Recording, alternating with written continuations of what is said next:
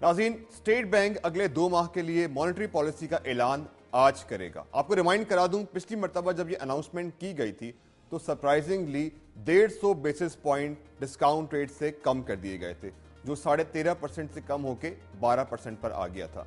कहा यह गया था कि प्राइवेट सेक्टर को जो क्रेडिट है, क्योंकि वो नहीं पहुंच पा रहा हाई इंटरेस्ट रेट की वजह से, और गवर्नमेंट सिक्योरिटीज में बैंक जो हैं वो इन्वेस्टमेंट करते हैं, इसलिए डिस्काउंट रेट जो है वो काटा गया था। इसके असरात क्या हुए ये हम आज प्रोग्राम में डिस्कस करेंगे। इसके साथ साथ जो बहुत अहम बात है वो है महंगाई के हवाले से। जून के अंदर, यानी कि जून 2008 में महंगाई अपने पीक पे थी, उसके बाद ये आहिस्ता आहिस्ता नीचे आ रही है और अब तकरीबन 11% के आसपास है। तो ये है कि नवंबर में शायद उसमें 25 बेसिस पॉइंट का इजाफा हो और 11.25 तक ये पहुंच जाए। महंगाई के हवाले से भी बात होगी, मॉनेटरी पॉलिसी के इन तमाम चीज़ों पर क्या असरात हैं उन पर भी हम बात करेंगे। लेकिन जो प्राइवेट सेक्टर क्रेडिट की बात है उसमें सिर्फ एक चीज़ मैं ऐड कर दूं कि जो पहले 4 माह हैं इस माली साल के, उसमें इसी जो पीरियड है पिछले साल से कंपेयर करें तो 21 अरब रुपए कम लिए हैं प्राइवेट सेक्टर ने, यानी कि जो मॉनेटरी ईजिंग है क्या उसका फायदा हो रहा है, इस पर भी हम बात करेंगे। अपने गेस्ट का आपसे तारुफ करवा दूं, डॉक्टर कैस असलम हमारे साथ होंगे लाहौर में स्टूडियोज़ के अंदर, मारूफ इकोनॉमिस्ट हैं। उनके साथ होंगे शहजाद अली खान साहब, आपका ताल्लुक एप्टिमा से हैं, चेयरमैन है एनर्जी कमेटी के। कराची में हमें ज्वाइन करेंगे रियाज एंडी, सीनियर जर्नलिस्ट हैं। उसके साथ साथ हमें ज्वाइन करेंगे मियां Khalil Rahman, senior business journalist हैं, और लाहौर से ही जुल्फ़िकार अली भी ज्वाइन करेंगे, ये भी सीनियर जर्नलिस्ट हैं। वो बात करेंगे बहुत सारे लोगों से, खासतौर पर बिजनेस सेक्टर कम्युनिटी से, कि क्या असरात देख रहे हैं और क्या होना चाहिए। छोटा सा ब्रेक लेते हैं और वापस आते हैं और प्रोग्राम को कंटिन्यू करते हैं। हमारे साथ रहिएगा।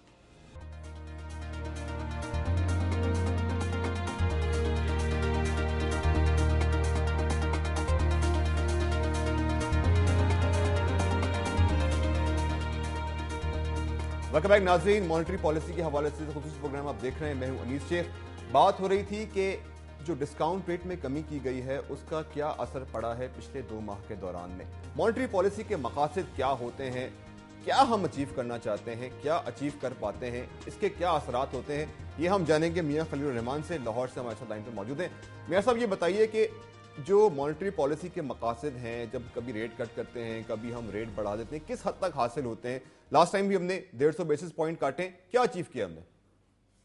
अनीस, दुनिया भर में मरकजी बैंक अफराद दर पर कंट्रोल, करेंसी की शरह तबादला पर कंट्रोल, सनतकारी और बेरोज़गारी में कमी के लिए मॉनेटरी पॉलिसी का इस्तेमाल करते हैं। पाकिस्तान में भी मकासद शायद यही हों, लेकिन हकीकत इससे उलट है, क्योंकि स्टेट बैंक ने जब भी महंगाई की शरह कम करने के लिए शरह सूद में इजाफा किया है, उसके फ़ौरन बाद हमने महंगाई में उसी शरह से इजाफा ही देखा गया। उसके बाद महंगाई का मार्केट में ये आलम है कि इस साल किसानों ने खाद का इस्तेमाल ही कम कर दिया है, और परसों जारी होने वाली एक हुकूमत की रिपोर्ट के मुताबिक इस रबी के सीज़न में फास्फोरसी खादों का इस्तेमाल 47% कम हुआ है। इसके नतीजे में हमारी ज़रूरी पैदावार भी कम होने का इम्कान है। और जहाँ तक सनती पैदावार में इजाफे का ताल्लुक है, सनतकार पिछले कई सालों से शरह सूद में कमी का मुतालबा करते आ रहे थे, और पिछली मरतबा स्टेट बैंक ने शरह सूद में कमी तो की, लेकिन अब हुकूमती कर्ज़ों में मुसलसल इजाफे की वजह से निजी शोबे के लिए सरमाया बाकी नहीं बचता। और स्टेट बैंक की अपनी रिपोर्ट के मुताबिक कि हुकूमत ने रवां माली साल में अब तक अपने अखराजात पूरे करने के लिए बैंकिंग सेक्टर से 719 अरब रुपए का कर्जा लिया है।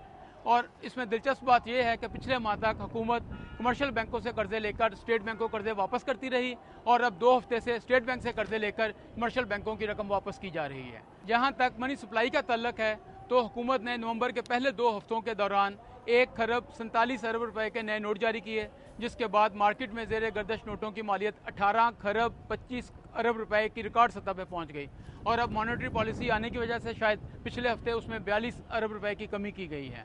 और ऐसी ही ढाक किस्म की पॉलिसीज़ के बायस मनी मार्केट में सरमाए की किल्लत भी देखी जा रही है, और स्टेट बैंक ने सरमाए की फराहमी के लिए नवंबर में 14 खरब रुपए के टी बिल और पाकिस्तान इन्वेस्टमेंट बॉन्ड मार्केट से खरीदे। और अनीस, अब नई सनत यहाँ लग नहीं रही।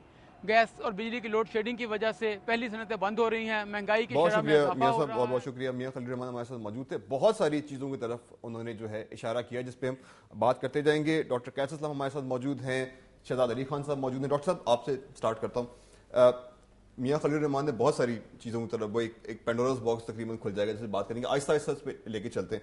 इसमें एक और इशू जो कि बिल्कुल शुरू में हमने बात की थी, महंगाई के हवाले से बात की थी। एक और जो प्रॉब्लम आएगा वो ये कि पिछले 3 दिन से हम ट्रेंड देख रहे हैं कि रुपया जो है वो लो किया जा रहा है, आज भी 88.35 का इंटर बैंक में इसने लो कर दिया है, तो क्या ये कंसिडरेशन रहेगी? वैसे आप क्या देखते हैं? पहले तो ये कि आपकी कॉल क्या है कि आप मजीद कट देख रहे हैं, और ये जो इस वक्त हम सूरत हाल देख रहे हैं कि शायद 25 बेसिस पॉइंट का इजाफा हो जाए, जो माहवाना महंगाई के स्टैट्स आ रहे हैं, और ये रुपए की कदर जो है ये भी गिर रही है, किस तरह देखते हैं आप इसको? देखें जी, पहला बात जो आप कह रहे हैं वो बिल्कुल आपके जो स्टेट बैंक के गवर्नर हैं उनके एटीट्यूड पे डिपेंड करता है। आई मीन पॉलिसी उसके पीछे आती है, इफ़ ही इज़ हॉकिश तो वो कट करेंगे, but if he is conservative तो वो यही रखेंगे। उन्होंने किया है कि वो हॉकिश हैं, last he is the first one after a long time जिन्होंने कट किया है। मगर देखें, वो जो महंगाई की बात हो रही है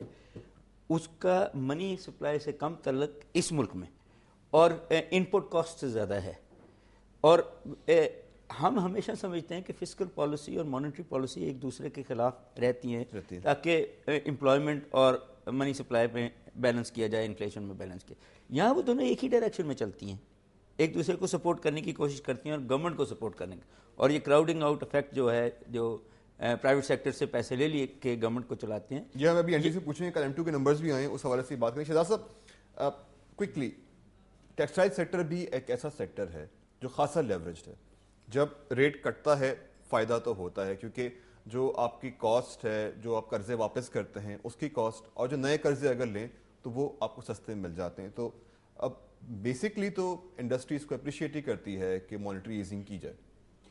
जी अनीस साहब, सबसे पहले तो मैं आपका शुक्रिया अदा करूंगा कि आपने एक इंतहाई अहम इशू को इम्पॉर्टेंट डे के ऊपर टच किया है, और मैं उम्मीद करता हूं कि इस प्रोग्राम की वजह से और ओवरऑल जो सिचुएशन है उसकी वजह से आज जो मॉनेटरी पॉलिसी अनाउंस हो रही है उसके अंदर इंटरेस्ट रेट पे कट डाउन होगा। कितना कट देखते हैं आप? बस देखें, इसको हम दुआ करते हैं कि ये सिंगल डिजिट में आ जाए, लेकिन जिस तरह पहले 150 पॉइंट हुआ है, आज शायद 100 पॉइंट के करीब अगर कट हो जाए तो एक हम राइट डायरेक्शन में, at least we are moving towards the right direction. अब जैसे कि आप बात कर रहे थे कि टेक्सटाइल इंडस्ट्री, अगर आप टोटल ओवरऑल बोरिंग देखें, बैंकिंग सेक्टर में तकरीबन 7 ट्रिलियन रुपया है हमारे बैंकिंग सेक्टर में, उसमें से 4 ट्रिलियन तो गवर्नमेंट बोरो कर गई है। ठीक है, बचा कुछ नहीं। 4 ट्रिलियन के बाद 1.2 बिलियन जो है उसमें से 1.2 ट्रिलियन उसमें से 600 बिलियन जो है वो टेक्सटाइल सेक्टर के पास है। रफली 600 बिलियन जो है वो बकाया तमाम इंडस्ट्रीज और तमाम सेक्टर्स के पास है। अब ये जो हम इंटरेस्ट रेट की बात करते हैं कि इंटरेस्ट रेट से हम इन्फ्लेशन को कंट्रोल करते हैं, ये ठीक है, ये दुनिया में एक एज अ थ्योरी एस्टेब्लिश्ड बात है। लेकिन अगर हम इसको पाकिस्तान में देखें, आप अपने डोमेस्टिक लेवल्स में इसको, पैरामीटर्स में इसको अगर आप ऐड करके देखें, तो हमारे पास तो कोई कंज्यूमर फाइनेंसिंग है नहीं। बहुत कम लोग हैं जो गाड़ियां लेते होंगे। एक वक्त आया था जब इंटरेस्ट रेट आपका 3-4% था तो लोगों ने गाड़ियां ले ली। आपने एयर कंडीशनिंग नहीं है, आपकी और चीजें नहीं है। हमारे यहाँ तो एक बहुत बड़ी पैरेलल इकोनॉमी 2004-5 में थी, जो हमारे यहाँ तो एक बहुत बड़ी पैरेलल इकोनॉमी है, तो लोगों के जो अखराजात हैं वो सारे वहीं से मैच होते हैं। सो इन्फ्लेशन में ऐड करना या सब्ट्रैक्ट करना, मैं नहीं समझता कि कोई बैंक से पैसा लेके तो घर हाउस होल्ड किचन की चीजें ले आता होगा। नोट हम चलते हैं कराची, एंडी के पास। Andy, can you hear me? Yes. अच्छा एंडी, अभी आपकी रिपोर्ट भी चल रही थी जिसपे हम बात कर रहे थे। लास्ट जो पॉलिसी आई थी उसमें स्टेट बैंक ने 3-4 बातें कही थी। उसमें एक बड़ी अहम बात जिसकी तरफ शहजाद साहब भी इशारा कर रहे हैं, हमने पहले ही बात की, वो है प्राइवेट सेक्टर को दिया जाने वाला क्रेडिट। M2 के नंबर्स भी कुछ आए हैं, आप बताएं कि ये किस हद तक ये पॉलिसी कामयाब नजर आती है आपको? देखिए, डेफिनेटली जो स्टेट बैंक ने बात की थी कि उनका फोकस है प्राइवेट सेक्टर की तरफ इन्वेस्टमेंट जाए, ताकि इन्वेस्टमेंट हो और वो प्रोडक्टिव कैपेसिटी अगर इंक्रीज होती है तो डिमांड प्रेशर जब आता है तो सप्लाई उसको मैच करने के लिए मौजूद हो, और उसकी वजह से आगे जाते हुए इन्फ्लेशन में कुछ अच्छा इम्पैक्ट आएगा। उनकी ये पॉलिसी है, ये फोकस है, इसलिए उनकी कोशिश है कि इंटरेस्ट रेट को लो रखा जाए। तो मोस्ट लाइकली, ऑल्दो बहुत सारे नंबर्स जो है ये कंफर्ट तो नहीं देते कि आप जाएं और इंटरेस्ट रेट को कट करें, लेकिन देयर इज अ पॉसिबिलिटी। जो मार्केट से भी मेरी बात हुई है तो वो 50 और 100 बेसिस पॉइंट के दरमियान में फिर ये अर्ज करूंगा। जी बिल्कुल। लेकिन दो मैं ये फिर मेंशन करता चलूं कि जो बाकी चीजें, करंट अकाउंट के नंबर देख लें, 1.5 बिलियन के करीब आपका डेफिसिट है, तो इसको फाइनेंस करना, बाहर से पैसे नहीं आ रहे, इन्वेस्टमेंट नहीं हो रही, तो ये सारे, फिर एनर्जी का इशू जो आपने मेंशन किया, सारी चीजें अपनी जगह पे हैं। लेकिन स्टेट बैंक जो है वो एक प्री एम्प्टिव उनका फोकस जो है वो ग्रोथ की तरफ है इस वक्त। इन्फ्लेशन वो बेस इफेक्ट की वजह से भी कुछ कंफर्ट तो है, तो दे आर आई थिंक उस तरफ से थोड़ा सा उन्होंने नजरें हटाई हुई है। जहां तक ये कहना कि इसके इम्पैक्ट क्या आ रहे हैं, तो कल जो M2 के नंबर्स आए, लास्ट जो नंबर थे उसमें नेगेटिव थी निजी शोबा 48 बिलियन के करीब में। कल जो नंबर आया है दैट इज -9 बिलियन। अच्छा एंडी, आप मुझे ब्रेक की तरफ जाना है। नाज़रीन छोटा सा ब्रेक लेते हैं, ब्रेक के बाद वापस आते हैं और मजीद बात करते हैं मॉनेटरी पॉलिसी के हवाले से। हमारे साथ रहिए।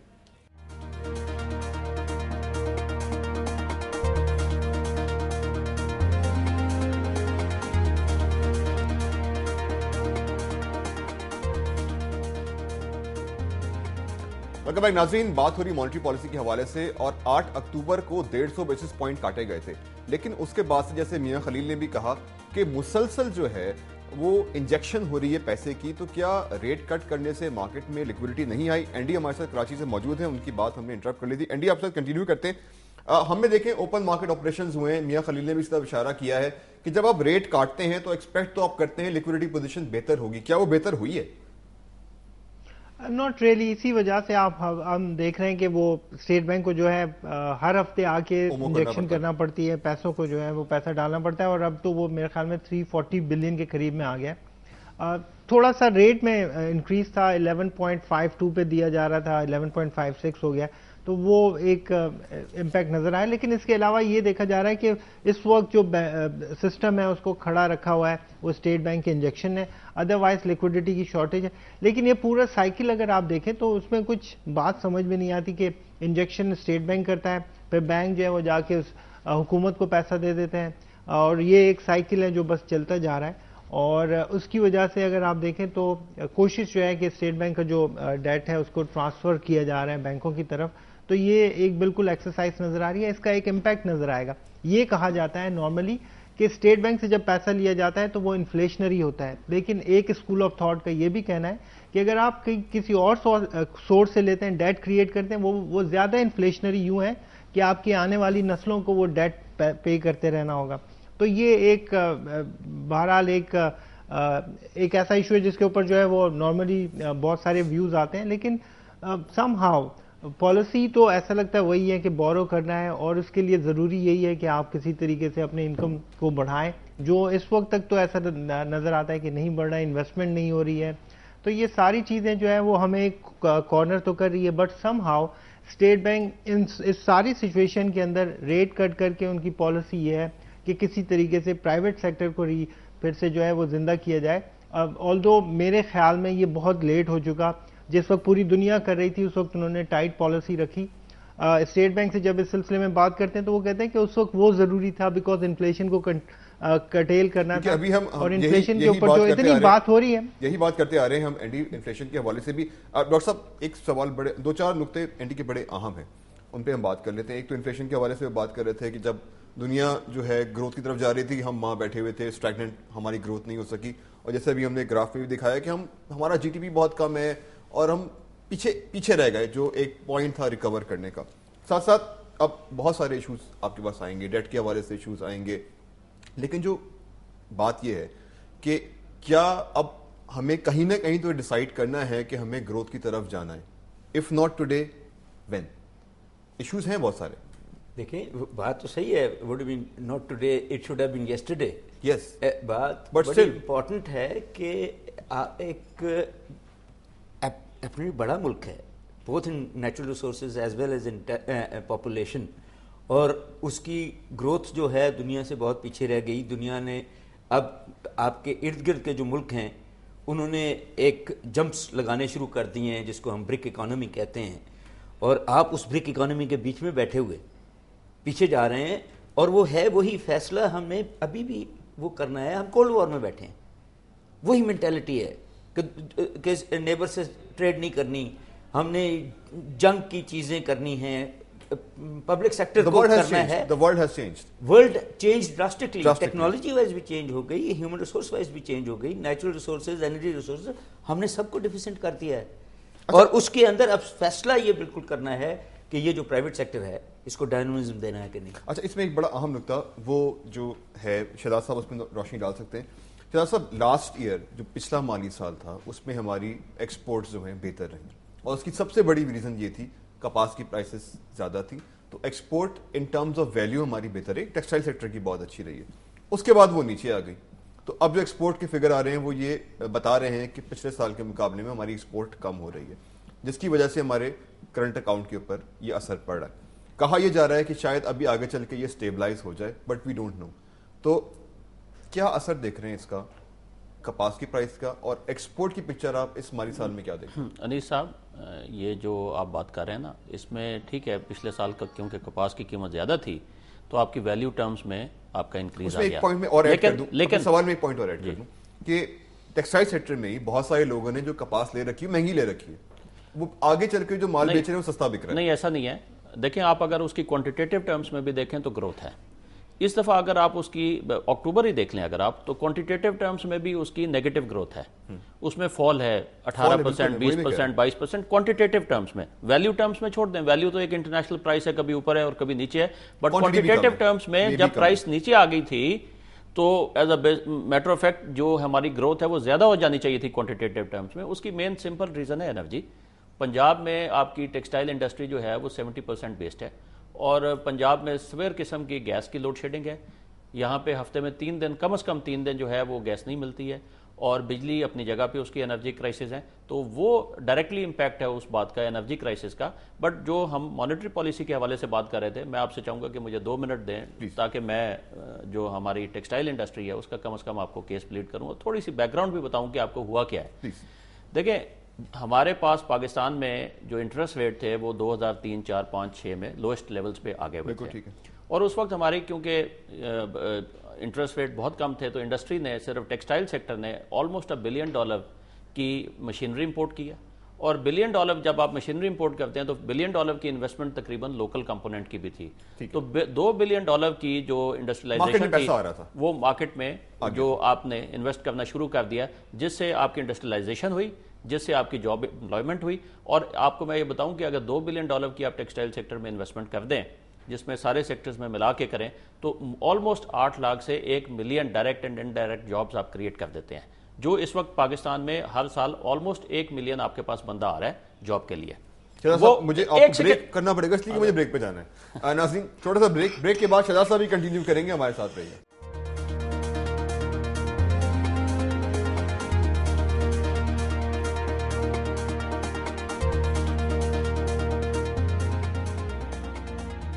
वेलकम बैक नाज़रीन, बात हो रही है मॉनेटरी पॉलिसी के हवाले से। शहजाद साहब जो हैं वो हमसे बात कर रहे थे टेक्सटाइल इंडस्ट्री के हवाले से और मॉनेटरी पॉलिसी के हवाले से। उन्होंने थोड़ा सा बैकग्राउंड में बताया था कि 2003-4 में जब लोएस्ट लेवल के ऊपर इंटरेस्ट रेट थे, उस वक्त इंडस्ट्री क्या कर रही थी। हमने इनको हस्बे आदत इंटरप्ट कर दिया, अब नहीं करेंगे। शहजाद साहब प्लीज कंटिन्यू करें। Thank you. मैंने आपको कहा कि उस वक्त $2 बिलियन की इन्वेस्टमेंट टेक्सटाइल सेक्टर में हो रही थी, जिससे आपकी जो जॉब्स आ रही थी वो सारी जॉब्स अपनी जगह पे पूरे लोग लग रहे थे, एम्प्लॉयमेंट क्रिएट हो रही थी। अब आपकी उस वक्त इन्फ्लेशन भी 5-6% थी। आपने इंटरेस्ट रेट बढ़ाना शुरू कर दिया इस प्रिटेक्स्ट में कि जी आपकी इन्फ्लेशन बढ़ रही है। क्या उस इंटरेस्ट रेट को बढ़ा के हम 14, 15, 16% पे लाए तो इन्फ्लेशन को हमने कंट्रोल कर लिया? बिल्कुल नहीं किया, 2008 में हाईएस्ट पे थी। तो जैसे भी आप इंटरेस्ट रेट बढ़ाते गए हैं, इन्फ्लेशन आपकी कंट्रोल नहीं हुई है। ये बात मैं आपको इसलिए कर रहा हूं कि क्योंकि ये जितने भी हमारे लोग हैं, जब भी हम इनसे बात करते हैं कि इंटरेस्ट रेट बहुत ज्यादा है, इसमें इंडस्ट्रियलाइजेशन नहीं हो रही है, आपका इंडस्ट्रियल व्हील जो है वो चोक हो गया है, जैम हो गया है, और उसके ऊपर एनर्जी क्राइसिस अपनी जगह पे एडिंग टू द फ्यूल। तो वो ये कह रहे हैं कि जी इन्फ्लेशन है जिसकी वजह से हम इसको कंट्रोल नहीं कर पा। अब मैं आपको एक इंटरेस्टिंग फिगर्स देता हूं जो सबके आपके नॉलेज में होंगे, but just to repeat them, कि आपका जो बैंकिंग सेक्टर में 7 ट्रिलियन है, उसमें से 4 ट्रिलियन तो गवर्नमेंट ने बोरो किया हुआ है, जब भी अपने पहले, और 3 ट्रिलियन गवर्नमेंट ने अदर देन बैंकिंग सेक्टर बोरो किया हुआ है, जिसमें आपके saving certificates and other sources हैं। तो 7 ट्रिलियन की तो गवर्नमेंट की बोरिंग है। तो 850 से 900 बिलियन रुपया सालाना गवर्नमेंट सूद की में अदा कर देती है। तो 900 बिलियन आपकी 1.7 ट्रिलियन टोटल एफबीआर का टारगेट है 2011-2012 का टैक्स कलेक्शन का। अगर हम 100% तो मोर देन 50% तो आपने ऐड कर दिया। अगर आप इंटरेस्ट रेट को कट डाउन कर दें और ये 14%, 15% के लेवल से अगर 6-7% के लेवल पे आ जाए 2004, तो आपका 400 बिलियन गवर्नमेंट की अपनी सेविंग है। गवर्नमेंट के लिए आज सबसे बड़ा जो चैलेंज है वो ये है कि गवर्नमेंट को वो सूद अदा करना पड़ रहा है, और किसके पास जा रहा है वो? Let me ask the same question to doctor साहब, सिर्फ एक सेकंड। तो ये किसके पास जा रहा है? ये कुल 5 बैंक है पाकिस्तान के, ये उसमें से एक गवर्नमेंट का बैंक है और 4 सेठों के पास जा रहा है। ये पूरी कौम का पैसा, और आप किससे वसूल कर रहे हैं? टैक्स पेयर से। मैं समझता हूं इन्फ्लेशन वो ऐड कर रहा है। जो 400 बिलियन एडिशनल गवर्नमेंट बोरिंग क्यों कर रही है वो सूद अदा करने के लिए, और अगर इनका सूद 50% कम हो जाए तो गवर्नमेंट बोरिंग भी 50% कट डाउन हो जाएगी। एंडी, एक जो पॉइंट ऑफ व्यू है और एक सवाल जो उठ रहा है, और स्टेट बैंक ने भी लास्ट जो अपनी मॉनेटरी पॉलिसी में ये कहा था कि हुकूमती कर्जों का जो मामला है वो कहां तक पहुंचा है, क्योंकि इस दफा as far as I know ये अपने हदफ से जायद हैं। जी बिल्कुल। उसकी एक वजह वो ये बताएंगे कि सर्कुलर डेट जो टीएफसी से वो डेट स्वैप हुआ था जिसकी वजह से उनको एक्सेस लेना पड़ा था, बट समहाउ ये पॉइंट तो स्टेट बैंक भी मेंशन कर रहा है। और जो 2 पॉइंट से पहले शहजाद साहब ने मेंशन किए उस पर थोड़ी सी इनपुट देता चलो। नंबर 1 ये कहा गया कि इन्फ्लेशन कंट्रोल नहीं हुआ। स्टेट बैंक का मौकफ ये है, सिर्फ उनका मौकफ बता रहा हूँ, उनका ये है कि अगर हमने ना किया होता इंटरेस्ट रेट को हाई साइड पे या उसको टाइट ना किया होता तो इन्फ्लेशन की पिक्चर और भी ज्यादा खराब होती, वो हाइपर इन्फ्लेशन की जो बात होती है शायद उस तरफ हम जा रहे होते। तो उनके इंटरेस्ट रेट बढ़ाने से ये सूरत हाल है, number 1। Now that is debatable, but ये उनका पॉइंट ऑफ व्यू है। सेकेंडली जो कहा गया कि बैंकों की तरफ जा रहा है वो अब हम देखना शुरू कर रहे हैं। इससे पहले होता ये था कि हुकूमत स्टेट बैंक से पैसा लेती थी जो बाद में स्टेट बैंक के प्रॉफिट के तौर पे दोबारा हुकूमत की किट्टी में चला जाता था, यानी वो टेक्निकली हुकूमत जो है वो पैसा 0 रेट पे लेती थी। इस साल या अब जो है बिल्कुल सही कहा उन्होंने कि 800 अरब जो है वो 850 अरब तो उन्होंने हमने बजट में रखे हैं कि ये हम लेंगे जो हमने सूद देने। मेरे ख्याल में जो हम पैसा उठा रहे हैं जिस तरह से वो 850 अरब से भी कहीं ज्यादा होगा। तो वो जो टैक्स टू जीडीपी रेशियो को हम बेहतर करने की बात करें उसकी जरूरत अब बहुत ज्यादा बढ़ गई है, और स्टेट बैंक ने अपनी पिछले रिपोर्ट में यही बात की है कि वो उम्मीद करते हैं कि हुकूमत जो है वो उसको तेज करेगी। कैसे होगा ये एक डिबेटेबल बात है, वो ज़राई शोबे को आना चाहिए नहीं आना चाहिए, या जो पहले से टैक्स दे रहे हैं उनको और आप करें। एक और चीज जो हो सकती है जिसकी वजह से हम रेट कट देख सकते हैं वो ये है कि एनर्जी प्राइसेस जो है वो अगले महीने से या अगले साल से जो शुरू होगा तो उसमें 14% उसके अंदर भी इंक्रीज है, तो वो भी एक हिट लेना है। जो हम कॉस्ट ऑफ डूइंग बिजनेस की बात करते हैं वो भी हमारी तरफ फिर से आ रहा है। तो ये सारी चीजें जो है बड़ी हौच पौच है, और इस पूरी हौच पौच सिचुएशन में स्टेट बैंक का अब जो कॉन्सेंट्रेशन है वो ऐसा महसूस होता है कि वो ग्रोथ की तरफ गए हैं। ऑल्दो फिर ये कहूंगा कि थोड़ा सा लेट है, बट समहाउ ग्रोथ की तरफ कंसंट्रेशन करें, और उसकी वजह से वी विल सी कि पहले कि मैं सवाल डॉक्टर कैस से पूछूं, मैं जाना चाहूंगा जुल्फकार अली की तरफ। और जुल्फकार साहब बात कर रहे हैं कुछ बिजनेसमैनों से और देखते हैं कि उनकी इनपुट क्या है। जुल्फकार साहब कहां मौजूद हैं, किससे बात कर रहे हैं और क्या कहते हैं बिजनेसमैन? जी अनीस, जिस तरह की पिछली मॉनेटरी पॉलिसी में 1.5 पॉइंट कम किया गया था और इस वक्त मार्कअप रेट जो है वो 12% है पाकिस्तान में बैंकों के, लेकिन इसके बावजूद पाकिस्तान की बिजनेस कम्युनिटी ये कहती है कि अभी भी ये मार्कअप रेट बहुत ज़्यादा है और इसको मॉनेटरी पॉलिसी में जो आने वाली है इसमें कम होना चाहिए। इस वक्त हमारे साथ मौजूद हैं federation of Pakistan chambers of commerce and industry के साबिक सदर इफ्तिखार अली मलिक साहब और Lahore chamber of commerce and industry के एग्जीक्यूटिव कमेटी के रुकन मोहम्मद नासिर साहब। इनसे गुफ्तगू करते हैं कि मॉनेटरी पॉलिसी से इनकी क्या तवक्कुआत हैं और ये रेट कितना कम चाहते हैं। मलिक साहब बहुत शुक्रिया आप हमारे साथ आए। ये फरमाएं कि जो 12% का मार्कअप रेट है बैंकों के, इस पे क्या ये काफ़ी नहीं है? देखो जी, मौजूदा हालात में जैसे ये चल रहे हैं, पहले तो इंटरनेशनल मार्केटिंग बहुत स्लम्प है। जो आप देख लें इस वक्त, इटली को देख लें, ग्रीस को देख लें, जर्मनी को देख लें, यूरोपियन यूनियन में देख लें, तो वहाँ देख के उसका डेफिनेटली उसका इफेक्ट यहाँ लोगों में भी आना है। अगर कारोबार में बहुत रहल पहल हो तो फिर तो ये चॉइसें नहीं माइंड करती, मगर क्योंकि इतने हमारे मुल्क में जैसे सन्नतकारों को 3 दिन अगर गैस नहीं मिलेगी, 3 दिन बिजली नहीं मिलेगी, लॉ एंड ऑर्डर नहीं मिलेगा और पॉलिटिकल वाइब्रेशन मुल्क में होगी, तो मेरा ख्याल इन सर्कमस्टांसिस में तो मुजाहिद हम लोग जहाद भी कर रहे हैं कि भाई हमें इनसे चीज़ें ना मिलें। और मार्कअप भी रेट, ये तो कोई मार्कअप रेट तो कोई हमें ये फैसिलिटेट नहीं किया। हमारी इन्फ्लेशन ग्रो हो गई है, साथ हमें सारे जो एडिशनल ये चीज़ें प्लस हुई हैं।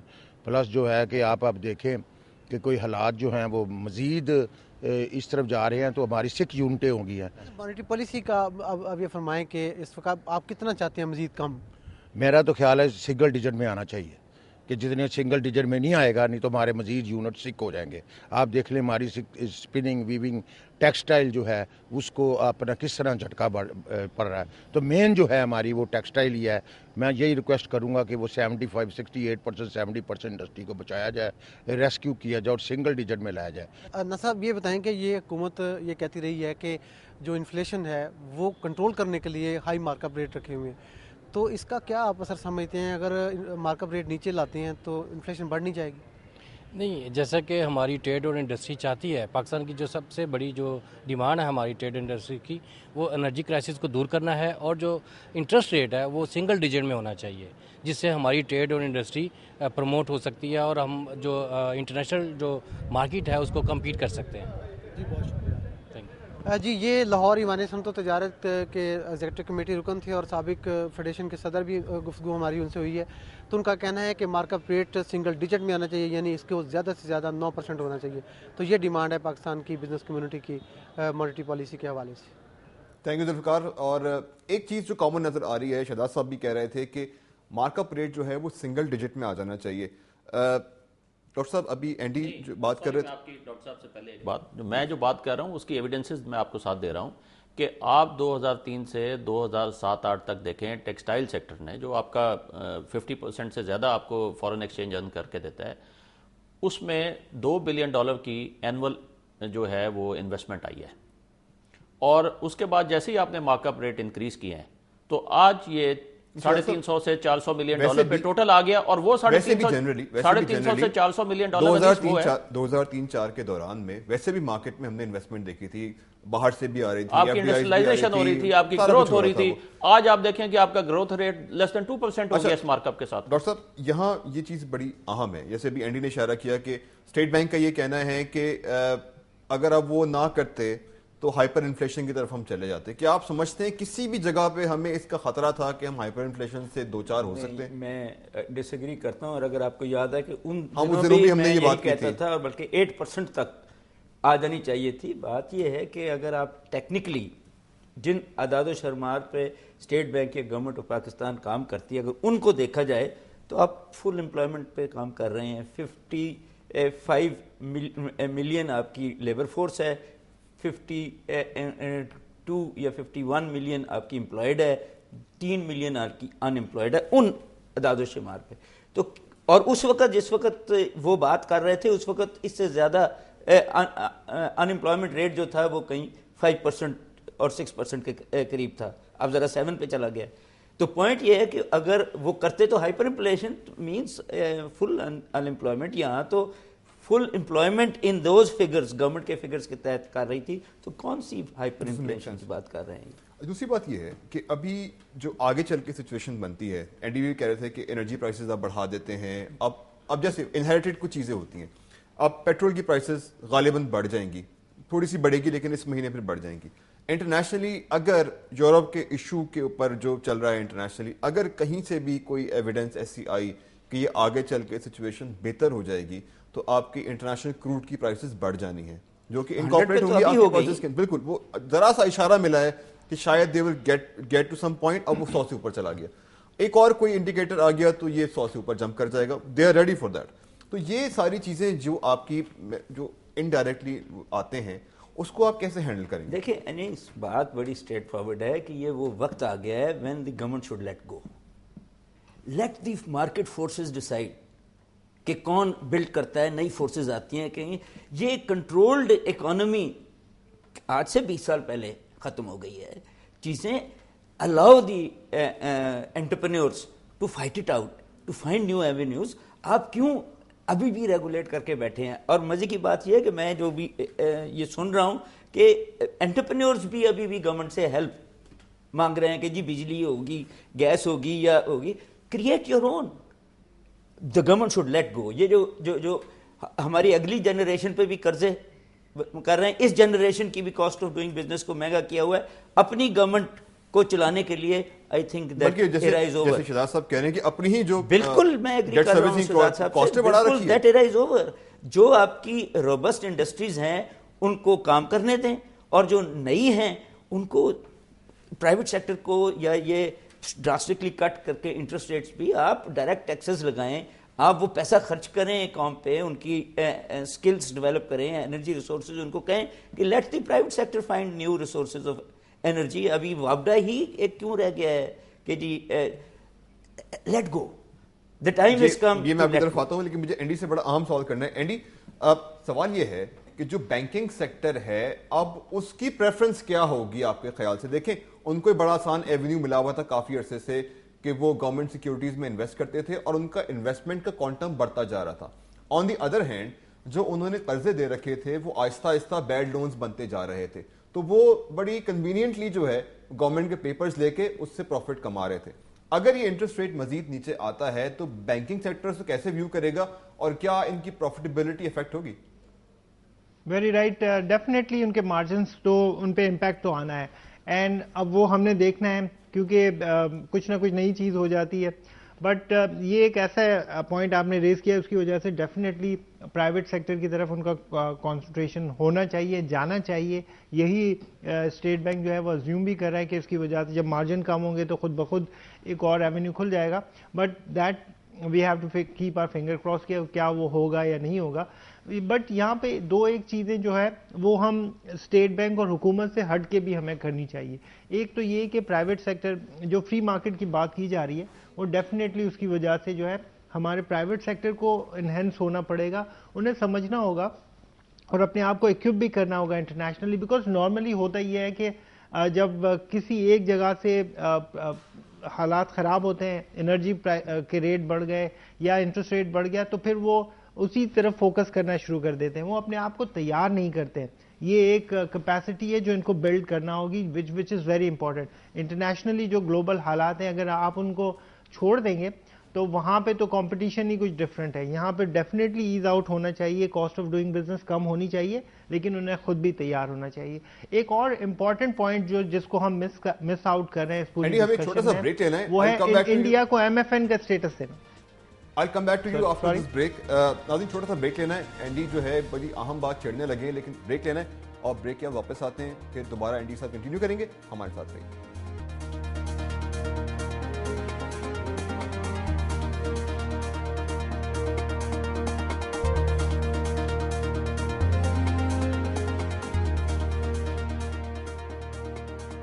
वेलकम बैक नाज़रीन। बात हो रही मॉनेटरी पॉलिसी के हवाले से, बात हो रही शरह सूद के हवाले से, इंटरेस्ट रेट के हवाले से, एग्रीगेट डिमांड के हवाले से। एंडी ने अभी बड़ा अहम पॉइंट उठाया है और वो MFN के हवाले से है। अगर हम इंटरेस्ट रेट कम कर रहे हैं तो एग्रीगेट डिमांड बढ़ जाती है। क्या लोकल मैन्युफैक्चरर्स में इतनी ताकत है कि वो इस डिमांड का मुकाबला कर सकें या उस पर डिलीवर कर सकें? अगर नहीं तो जो हम MFN पे जा रहे हैं और इंडिया को स्टेटस दे रहे हैं, तो क्या हम इंडिया के लिए मार्केट वाइड कर रहे हैं? ये एक डिस्कशन का पॉइंट होगा। शहजाद साहब से मैं एक बात करूंगा जो बैंकर्स के हवाले से बात कर रहे हैं, तो क्या जो अभी आपने आदाद-ओ-शुमार दिए उसकी रोशनी में क्या आप ये समझते हैं कि हमारी जो पॉलिसीज हैं वो ऐसी रही हैं जिससे बैंकिंग सेक्टर को फायदा हुआ है स्पेसिफिकली? बिल्कुल, डेफिनेटली अनीस, इसमें कोई डाउट ही नहीं है। आप देखें, अगर आप मुझे वजीर खजाना बना दें इस मुल्क का या प्राइम मिनिस्टर बना दें 5 साल के लिए, तो मैं तो डेफिनेटली ऐसी पॉलिसीज लाऊंगा जो टेक्सटाइल सेक्टर को सूट करेंगी। फॉर्चुनेटली और अनफॉर्चुनेटली हमारे वजीर खजाना पिछले 10-12 साल में, एक जो डॉक्टर हफीज शेख को छोड़ दें तो सारे बैंकर्स रहे हैं। उन्होंने सारी पॉलिसी ऐसी बना दी है जिसमें पूरे पाकिस्तान के हर बंदे का पैसा जो आप टैक्स कलेक्शन कर रहे हैं, हुकूमत पाकिस्तान का पैसा, वो 5-6 लोगों के पास चला गया और आप वो सारा पैसा जो है वो कलेक्ट करके अपने प्रॉफिट डिक्लेयर कर रहे हैं। दे आर ग्रोइंग बिग और इंडस्ट्रियलाइजेशन आपकी खत्म हो गई, आपकी ग्रोथ खत्म हो गई, आपकी अनएम्प्लॉयमेंट रेट आपका ऊपर चला गया और उसके आगे सिर्फ एक आर्गूमेंट बना दिया इन्फ्लेशन का। मैं नहीं समझता, आप देखें ये कह रहे हैं कि जी अगर हम इंटरेस्ट रेट इंक्रीज ना करते तो हाइपर इन्फ्लेशन हो जाती। जो 2008 में आपका रिसेशन आया, वर्ल्ड में रिसेशन आया है, उसमें तो पॉसिबिलिटी कोई नहीं थी हाइपर इन्फ्लेशन की, उसमें तो पॉसिबिलिटी थी कि नेगेटिव इन्फ्लेशन होती है। एक बात ये देखें कि आपने 2008 एक डेटा आपसे शेयर कर रहा हूं, 2008 के अंदर ही आपकी इन्फ्लेशन जो है 25% तक पहुंच जरूर गई थी, जो कि हाईएस्ट फिगर है अब तक का, लेकिन उसमें बहरहाल एडमिटेडली एक बहुत बड़ा पॉइंट इंटरनेशनल ऑयल प्राइसेस भी थी। अनीस, आप इन्फ्लेशन ऐड कर रहे हैं इस मार्कअप रेट के साथ। गवर्नमेंट को अब 850 से 900 अरब रुपया सालाना सूद की मद में अदा करना है, तो गवर्नमेंट जो है वो टैक्सेस लगा के कर रही है, टैक्सेस डायरेक्टली कॉस्ट इंक्रीज कर रहे हैं। मैं नहीं समझता, आप इस पर डिबेट करा लें, पाकिस्तान के लोकल सर्कमस्टांसेस के तहत इस पर डिबेट करा लें। सिर्फ जो बेनिफिट है वो चंद लोगों को दिया जा रहा है, इंडस्ट्रियलाइजेशन रोकी जा रही है। इससे आपकी कभी भी ना ग्रोथ आ पाएगी, ना एम्प्लॉयमेंट क्रिएट होएगी आपके सर्कुलर डेट्स के इशू बढ़ते जाएंगे, आपका अनएम्प्लॉयमेंट बढ़ेगी, आपके जो नॉन परफॉर्मिंग लोन्स हैं वो बढ़ेंगी, आपकी इंडस्ट्रियलाइजेशन नहीं होगी, पाकिस्तान का जो जीडीपी है वो स्क्वीज होगा। कोई इसके ऑल नेगेटिव इंपैक्ट्स हैं जो अच्छा डॉक्टर साहब, अभी एंडी ने बड़ा अच्छा पॉइंट उठाया। एक सेकंड, और अगर आप इसका इंटरेस्ट रेट सिंगल डिजिट में नहीं लाएंगे, ना आपको इंडिया के साथ किसी ट्रेड का बेनिफिट होगा, क्योंकि इंडिया में इंटरेस्ट रेट जो है वो नीचे है। अच्छा, हमारे ना आपको किसी रीजन में मौजूद हैं, उनसे बात करें। डॉक्टर साहब बहुत बहुत शुक्रिया, आपने हमें ज्वाइन किया। डॉक्टर साहब, बात हो रही है मॉनेटरी पॉलिसी के हवाले से, और इसमें एक बड़ा अहम नुक्ता जो है वो रेज किया गया है, वो ये है कि आप इंटरेस्ट रेट काट तो रहे हैं, जिससे उम्मीद तो यही है कि एग्रीगेट डिमांड बढ़ेगी। इंडिया को आप MFN स्टेटस देने जा रहे हैं, लोकल मैन्युफैक्चरर्स में इतनी जान नहीं है कि अगर डिमांड बढ़ती है उसको पूरी कर सकें, तो क्या हम इंडिया के लिए मार्केट वाइड कर रहे हैं? आपका क्या ख्याल है? देखिए, बात ये थी कि मैं तो बुनियादी तौर पर ये समझता हूँ कि इंडिया के कॉन्टेक्स्ट में बात ही नहीं होनी चाहिए, क्योंकि हमें ये स्टेटस देना ही नहीं चाहिए, फर्म को उठना चाहिए। इस वक्त जो बात हम कर रहे हैं मॉनेटरी पॉलिसी और इंटरेस्ट रेट्स की, उसमें मेरे ख्याल से जो सबसे बड़ा बुनियादी नुक्ता है वो ये है कि जिनके पैसों से ये बैंक चल रहे हैं उनका जिक्र पाकिस्तान में कहीं नहीं आता। इंडस्ट्रीज का भी आप जिक्र कर लें, इंडिया का भी कर लें, मार्केट के डिमांड भी कर लें। सवाल ये है कि जिन्होंने 5,500 अरब रुपया बैंकों में जमा कराया है, 2 करोड़ 50 लाख अफराद हैं, जिनमें से सेविंग अकाउंट होल्डर्स की तादाद बहुत ज्यादा है, उनको आप 5% मुनाफा दे रहे हैं, हालांकि खाते प्रॉफिट एंड लॉस शेयरिंग में है। अफराद ज़र आपका 13% है, तो -8% आप उनको जो है मुनाफा दे के आप ये चाहते हैं कि मुल्क मईशत तरक्की करेगी और आवाम को फायदा होगा। तो ये खला में हमें बात नहीं करनी चाहिए, इसके तमाम फैक्टर्स देखने चाहिए। और मेरे ख्याल से ये जो हम आइसोलेशन में बात करते हैं ये एक बहुत बड़ी गलती है। डॉक्टर साहब ये फरमाइएगा कि आपकी बात से तासुर मुझे ये मिल रहा है कि हम जो पहले बात करते आए हैं बैंकिंग स्प्रेड के हवाले से, क्योंकि स्प्रेड हमारा ट्रेडिशनली 7% से ऊपर है, कुछ बैंक के लिए 8% से भी ऊपर है, लेकिन हम 7.3 के आसपास चलते रहते हैं। लेकिन बात यह है कि इस स्प्रेड को कम करने के लिए कोई संजीदा कोशिश नहीं लगता कि की गई है। देखिए, इसमें बिलाशुबा इसके लिए संजीदा कोशिश की जरूरत ही नहीं है, इसके लिए तो डायरेक्टिव की जरूरत है। मैं आपको बता दूं पूरी जिम्मेदारी के साथ कि स्टेट बैंक के पास तमाम कानूनी इख्तियारात हैं कि एक स्ट्रोक ऑफ पेन से एक सर्कुलर इशू करे वो कि जनाब पाकिस्तान में बैंकिंग स्प्रेड जो है वो 3.5% से नहीं बढ़ना चाहिए। तो ये जो 400 बेसिस पॉइंट्स कम होंगे उसमें से 200 बेसिस पॉइंट्स आप मार्कअप कम कर दें जो कर्जे लेते हैं हमारे सनतकार और ताजिर भाई, ताकि उनका काम चले, हमारी कॉस्ट ऑफ प्रोडक्शन कम हो, रोजगार मिले, बरामदात मिले। और 250 बेसिस पॉइंट्स आप दे दें जो है उन सेविंग अकाउंट होल्डर्स को और उन डिपॉजिटर्स को जो बैंक में पैसा रखते हैं।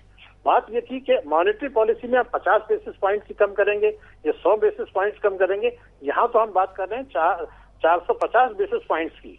और मैं आपको ये बता दूं कि 93 से अब तक कम से कम राइटिंग में 3 स्टेट बैंक के गवर्नर ये कमिटमेंट कर चुके हैं कि हम बैंकिंग स्प्रेड को कम करेंगे, क्योंकि बैंकिंग स्प्रेड करप्शन और इनएफिशिएंसी की अलामत है। लेकिन जो बैंकों के ताकतवर मालिकान हैं, जिसमें अब फॉरेनर्स की अक्सरियत है, जो मेजोरिटी शेयर होल्डर्स हैं वो फॉरेनर्स हैं, उनके चंद लोगों के मुफादात का तहफ़्फ़ुज़ करने के लिए पूरे हमने जो है मईशत को और 18 करोड़ आवाम को और 2.5 करोड़ जो डिपॉजिटर्स हैं उनको होस्टेज बना लिया है। तो मैं तो ये चाहता हूं कि सनद भी तरक्की करे, मार्कअप का रेट भी कम हो, मगर डिपॉजिटर का भी ख्याल रखा जाए और बैंकों को कानूनन मजबूर किया जाए, वरना आप जो भी चेंजेस लाते जाएं उससे कोई फर्क पड़ने वाला नहीं है। डॉक्टर शाहिद सिद्दीकी मौजूद है। डॉक्टर साहब का ख्याल ये है कि इस वक्त जो बैंकिंग स्प्रेड है, और इस हवाले से बहुत बात हो चुकी है कि इसको कम किया जाए, कई गवर्नर स्टेट बैंक जैसे डॉक्टर साहब ने भी कहा, ये बात कहते आए हैं कि बैंकिंग स्प्रेड को कम किया जाना बहुत जरूरी, लेकिन इस हवाले से कुछ भी नहीं किया गया। और जैसे कि उन्होंने इशारा किया कि अगर इसको कम कर दिया जाए तो रेट को काटने की मजीद जो है गुंजाइश निकल जाती है। टाइम हमारे पास बड़ा कम रह गया है और मैं चाहूंगा कि कराची में एंडी से आखिरी दफा बात कर लूं। Andy, can you hear me? जी जी, बस क्विकली आपकी कॉल क्या है आज की मॉनेटरी पॉलिसी पे? I think 50 basis point is on the card and 100 cannot be ruled out. Thank you very much. लेकिन out of time. डॉक्टर कैस असलम का बहुत बहुत शुक्रिया अदा करना चाहेंगे। शहजाद अली खान साहब आपका बहुत बहुत शुक्रिया। रियाज एंडी कराची में हमारे साथ रहे, आपका बहुत शुक्रिया। तमाम गेस्ट का बहुत बहुत शुक्रिया जो हमारे साथ रहे।